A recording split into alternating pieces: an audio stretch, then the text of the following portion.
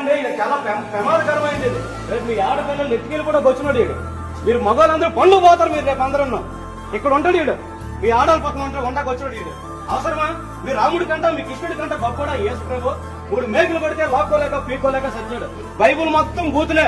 తల్లి పక్కన, వదిన పక్కన, అక్క పక్కన, చెల్లి పక్కన పడుకోవడమే. ఆగో, మాట్లాడుతాను విను. బైబుల్ చూపించు. అతను బ్లాక్ మెయిల్ చేస్తాడు. ఎందుకంటే నా ఊసి మీరు బయట పెట్టకండి, నా ఊసి మీరు ఎత్తకండి.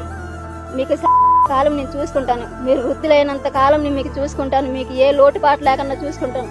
మీ పిల్ల మీకు చదివించి పోషిస్తుంది అనుకున్నారే, ఆ పనిని మీ కొడుకుగా నేను చేస్తాను. నా ఊసి మీరు బయట పెట్టకండి, నా జోలి మీరు బయట పెట్టకండి, నన్ను జాగ్రత్తగా ఉంచుకోండి, నా గురించి అసలు మీరు ఏం చెప్పకండి అనుకుని అనేసాడు.